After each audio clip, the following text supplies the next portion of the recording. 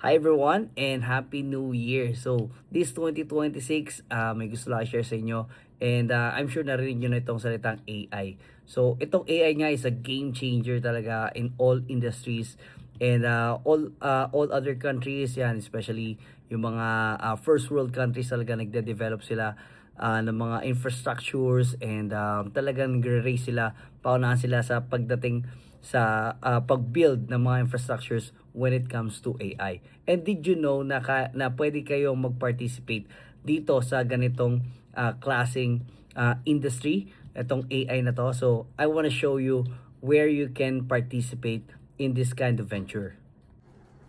Okay, so na-share ko na to sa previous videos ko, itong application to, kung anong ginagamit ko na to. And dito nga, punta lang kayo dito sa Grow and then dito sa Funds. Ayan. And then from here, ayan, may makikita kayong invest. Ayan. So, check nyo lang. And dito nga, no, iba't ibang klase ng mga funds pwede nyong paglagyan, pwede kayong mag-participate. So, ayan, napakaraming options. Pero, ang sinasabi ko kanina is yung kung paano kayo makakapag-participate sa AI. This Atram Global Technology Feeder Fund, it's something na nagpa-participate sa mga AI. Look at that, 24% year to date or in a year, no. So it's very feasible talaga. So yan, Microsoft, Apple, Alphabet, Google, all of that, no, mga nagpa-participate yan sa sa AI. Okay, so with a minimum, ayan, and yung mga all other details, you can check it out here.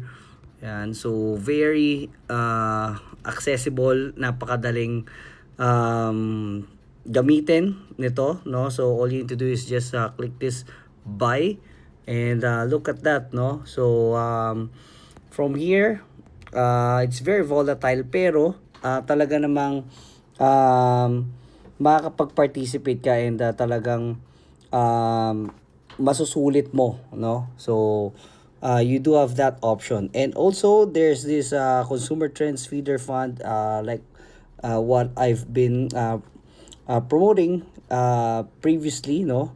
So yan, meron din kayong option na ganyan. Pero if you want to participate with AI, this is the easiest itong dito sa application to. And you can participate with the technology feeder fund. And so meron ding mga ibang options diyan. Ayan, may global equity and infra equity feeder fund, no. So you can check all other details. Pero isa sa pinakamaganda so far is this rate fund of funds, no. So this is a dividend paying plus meron siyang capital appreciation, no. Itong meron siya dito, no. So yan, it's on a beta and yan, all other details nandito and napakaliit lang, no, to participate.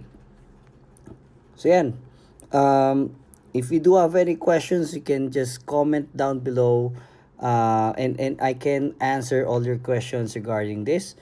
So yun lang, like nyo na rin. And also if you are interested in trading forex, there's we have a Telegram community wherein you can join. We do free webinars there, and you can also ask me anything about trading forex, no. So you can check it out. Nandiyan lang yung link niya sa bio natin or sa my description box below. So see you there.